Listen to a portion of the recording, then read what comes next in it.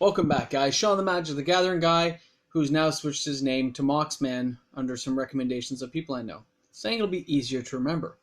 So you can just call me Moxman from now on in, and pause. We know it's your fault.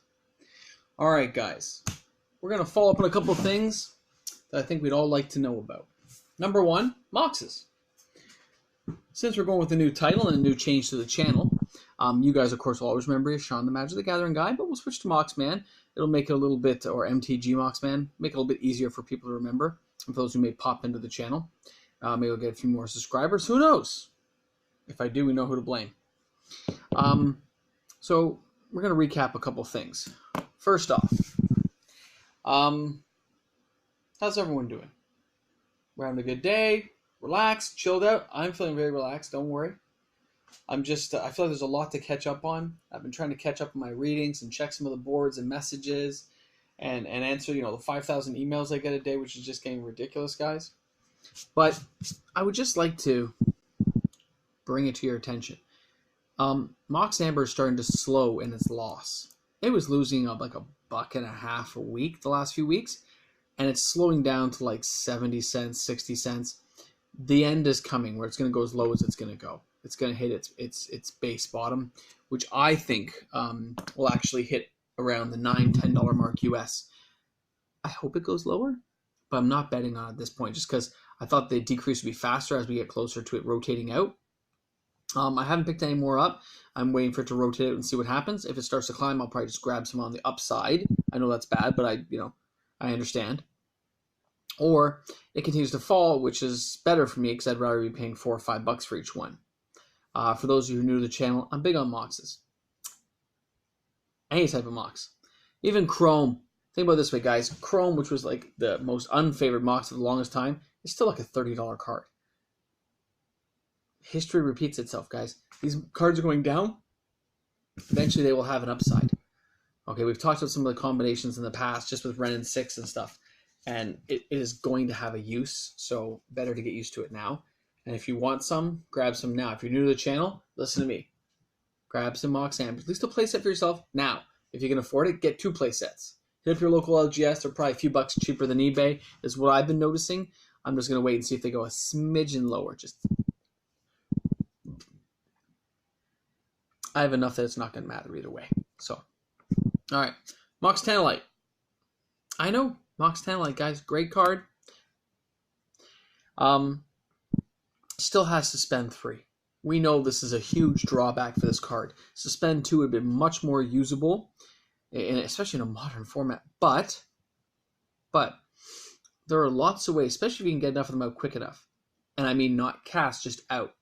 That if you can manage to cast something that wipes everything from the board, including land, you could have those come back and still give yourself a mana jump.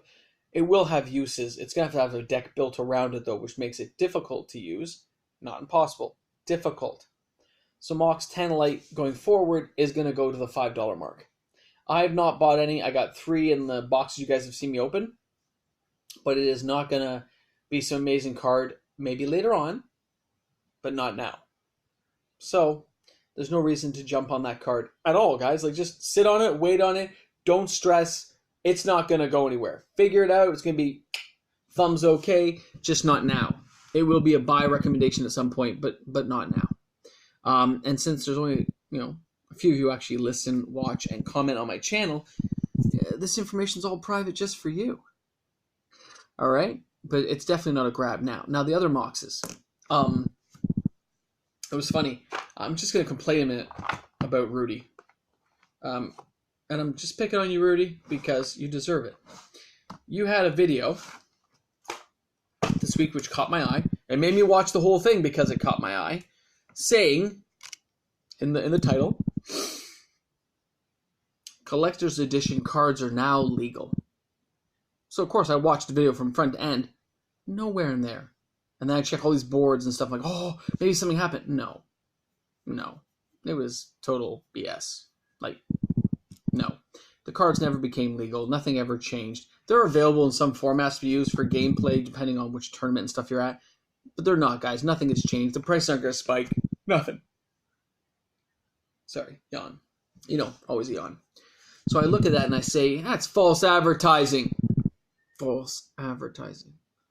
I hate that.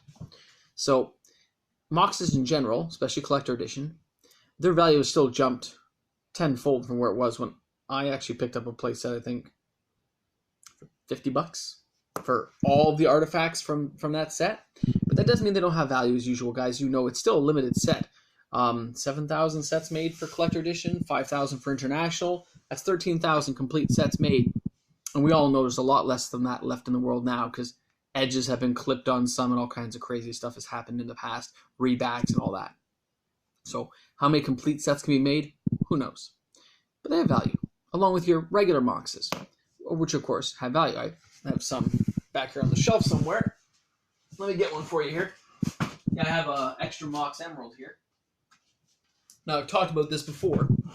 For those who are like MOX fans like me, MOX is a great cheap way to get mana producing going. The newer MOXes are not nearly as good as the old ones. Now this has some parts which look beautiful.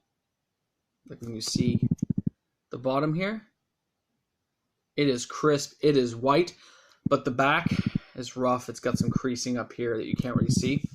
But I believe this is the last one I paid. People knew what MOXes were by this point, guys. And I think it still cost me about $700. Yeah, and I paid for it in toonies, $2 coins in Canada, because I could. So I did that. Now, most of us are not going to be buying a lot of Power 9 anytime soon. But if you're a Power 9 guy, here's some recommendations for you. The stores give you credit on your cards.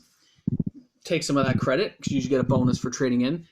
But you ever notice, like, I traded in those Ugins and stuff, that got me just 10 cards. 10 cards. It got me literally like $800 something. Sorry. I apologize. $800 something for the Ugin and a couple hours. I think I paid 13 cards in total, but 10 were Ugins, whatever. And that was only a few years time span. That literally gave me enough money that I could have bought a collector edition one, or I could have paid off 1/4, or maybe even a little higher than 1/4 of an unlimited. So think about that, guys. Before you go buying these $5 cards, $3 cards, if you want to work toward a Power 9, and you have cards that are older that become worth money because they're older, you can always trade them in. Like I have some friends who probably regret not trading some of the stuff in, keeping the value there, and then trading them for when a MOX or something came along.